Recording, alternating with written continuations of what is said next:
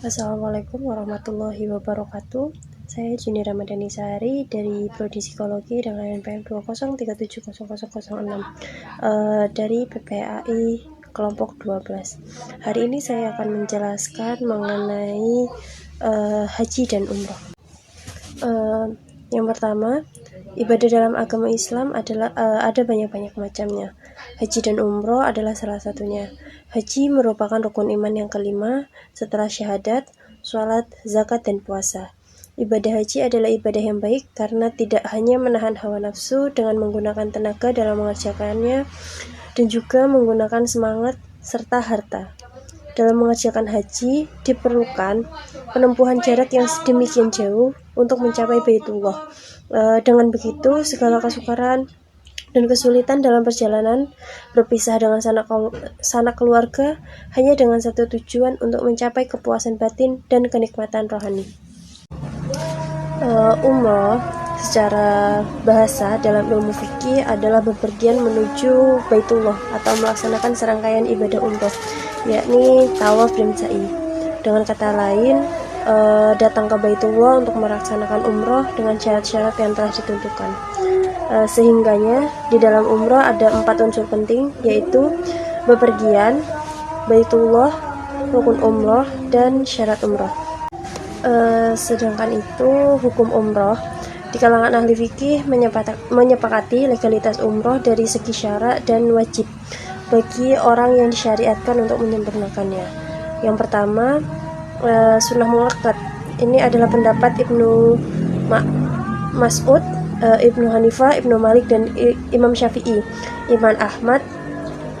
Menurut Imam Ahmad, salah satu versi pendapat juga Abu Thawr dan kalangan mazhab Zaidiyah.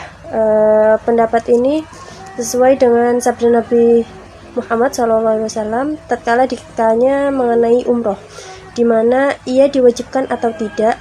Rasulullah SAW menjawab, tidak, namun jika kalian umroh maka itu lebih baik.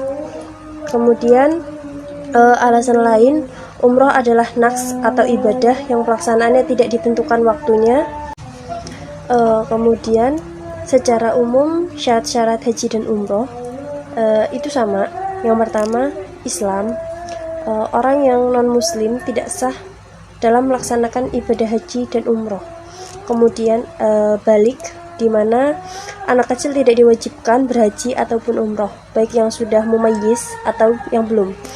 Kalau sudah mumayyiz, ia naik haji atau umroh maka sah. Tapi pelaksanaan haji atau umroh sebelum mumayyiz itu merupakan sunnah, dan kewajiban melaksanakan haji atau umroh pun tidak gugur. Kemudian berakal sehat. Setelah itu merdeka. Yang dimaksud merdeka adalah tidak berstatus sebagai budak atau hamba sahaya. Kemudian ada istilah atau mampu. Secara sepakat, para ulama mazhab menetapkan bisa atau mampu itu merupakan syarat kewajiban haji ataupun umroh. Kemudian rukun umroh, yang pertama ihram, di mana bagi orang yang hendak beribadah umroh maka ia wajib melakukan ihram, karena hal tersebut merupakan bagian dari rukun umroh. Kemudian ada kewajiban ihram, yaitu ada 3. Yang pertama niat, kemudian ada talbiyah. Membaca talbiyah bagi orang yang berihram dimulai dari waktu ihram dan disunahkan untuk membaca terus sampai melempar jumroh akobah. Kemudian yang ketiga, memakai pakaian ihram, di mana laki-laki yang ihram tidak boleh memakai pakaian yang terjahit dan tidak pula kain sarung, juga tidak boleh memakai baju dan celana. Kemudian harus menutup kepala, tidak boleh menutup kepala dan wajahnya. Kemudian kalau perempuan harus memakai pakaian yang menutup kepalanya, membuka wajah, kecuali takut ketika dilihat. Kemudian yang kedua ada tawaf. Tawaf ini merupakan salah satu rukun dari umroh yang wajib dilaksanakan dengan 3 bagian, yaitu yang pertama tawaf kudum. Tawaf ini dilakukan oleh orang yang jauh, bukan orang yang tinggal di sekitar Mekah. Kemudian tawaf ziarah, yaitu atau tawaf ifadah. tawaf ini dilakukan oleh orang-orang yang haji setelah melaksanakan manasik di Mina, kemudian meninggalkan Mina dengan menziarahi Baitullah. Yang ketiga, tawaf wada atau perbuatan yang terakhir dilakukan oleh orang yang haji ketika hendak melakukan perjalanan meninggalkan Mekah.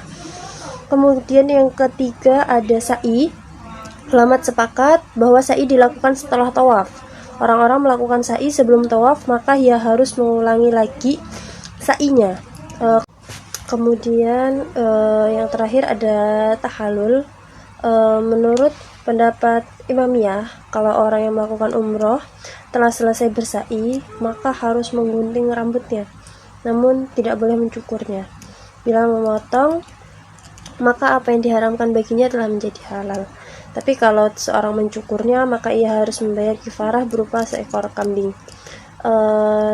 Tapi kalau berumroh mufrad, maka ia memilih antara menggunting atau mencukur, baik ia mengeluarkan kurban atau tidak.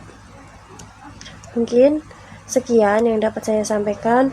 Kurang dan lebihnya saya mohon maaf. Allahumma fiqillahu wa mitaurik. Wassalamualaikum warahmatullahi wabarakatuh.